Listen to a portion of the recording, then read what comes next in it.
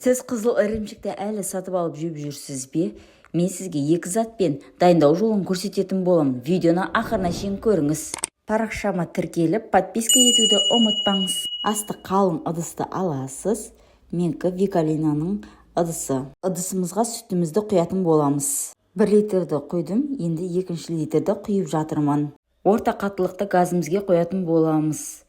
Бетін жауып, қайнаған кезде ашып, әптен араластырып, айранымызды жайлап құятын боламыз. Сол кезде осындай іртік пайда болады. Айранымызды полный құйып, бетін жауып қоятын боламыз. Бетін ашып, қараңыздар, көпіріп жатыр, қайнайын деп тұр. Жақсылап араластырып, ірімшікті қызартатын бол бізде шекер.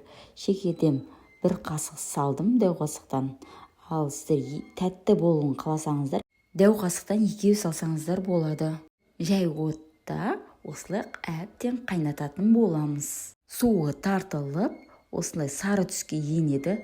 Осылай қызыл түске енген кезде оттан алып, шаршымен қолдансаңыздар да болады.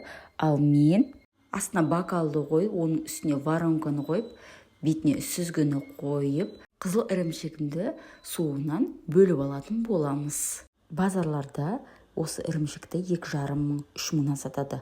Ал менде 1000 теңге кетті. Ауылды жақта да вообще арзан. Тарелкамды қойып, үстіне 1 литр бакашка қойып, үстін бастырдым. Менікі 1 түн тұрды. 6 сағатқа қойсаңыздар да болады.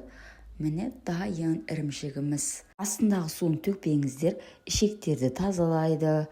Күнде азанда аш қарынға ішсеңіздер, нанның қамырына, бауырсақтың қамырына ашытқып қойып істесеңіздер болады. Сүзгіден алып, тарелкамызге салып, пышағымызбен кесіп, жесеңіздер болады. Ас болсын. Парақшам пайдалы, подписка бөліне тіркеліп, қоңыраушаны басуды ұмытпаңыз. Комментарий жазып, достарыңызбен бөлісіңіз.